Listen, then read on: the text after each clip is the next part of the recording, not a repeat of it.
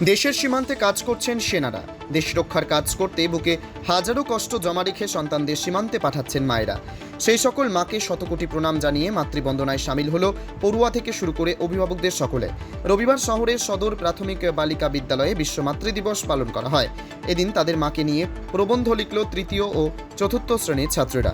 অনুষ্ঠানে থাকা মায়েদের হাতে গ্রিটিংস কার্ড তুলে দিয়ে তাদের পা ছুঁয়ে প্রণাম করে মিষ্টিমুখও করালো ওরা। এদিনের আবেগঘন অনুষ্ঠানে হাজির ছিলেন ডিপিএসসির চেয়ারম্যান লক্ষ্যমোহন রায় সহ স্কুলের পড়ুয়া ও তাদের অভিভাবকরা। আজ প্রথমেই বলি, সদর প্রাথমিক বালিকা বিদ্যালয়ের উদ্যোগে এই আয়োজন করেছে শিক্ষিকারা। আমরা সত্যিই খুব আপ্লুত, আনন্দিত যে আজকে মা একটা যুদ্ধ আবহের মধ্যেও এটা পালন হচ্ছে। অবশ্যই একটা যুদ্ধ আবহাওয়ার মধ্যেও এই মায়েদের যে অনুষ্ঠানটা ওনারা পালন করলো, এবং যে সব আমাদের দেশের যেসব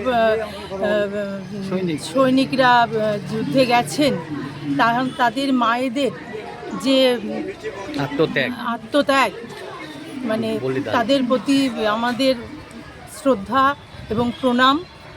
তাদের এই আত্মত্যাগ আমরা ঋণ কোনোদিনই শোধ করতে পারবো না। তো দেশের প্রত্যেকটি মাকে আমার শতকোটি প্রণাম। আজকে একটি মাতৃদিবসে একটি মাকে নিয়ে প্রবন্ধ রচনা প্রোগ্রাম ছিল স্কুল থেকে।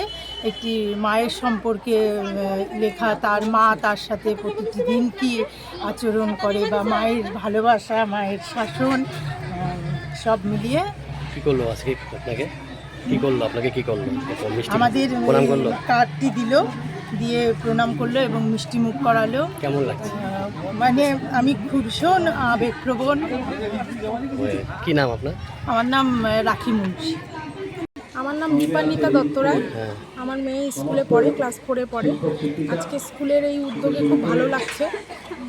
মা সম্বন্ধে বলার তো হয়তো কোনো ভাষা নেই, কিন্তু তাও বাচ্চাদের মধ্যে যেটুকু তারা পারে, তাদের মা সম্বন্ধে যা মনের ধারণা সেগুলো তারা ব্যক্ত করতে পারবে।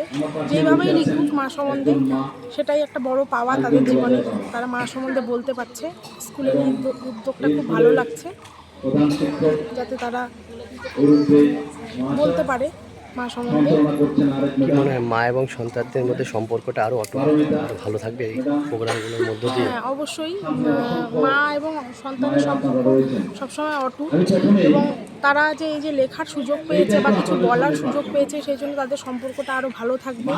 তারা হয়তো মনে কিছু ভাষা বলতে পারে না মুখে, সেটা হয়তো লেখার মাধ্যমে ব্যক্ত করতে পারবে। সেই জন্য এই উদ্যোগ সত্যিই সাফল্যমণ্ডিত, এবং এটা হওয়া দরকার। এবং সেই জন্য এটা আমাদেরও একটা আনন্দ যে আমাদের সন্তানরা আমাদের সম্বন্ধে কিছু বলছে, সেটাই।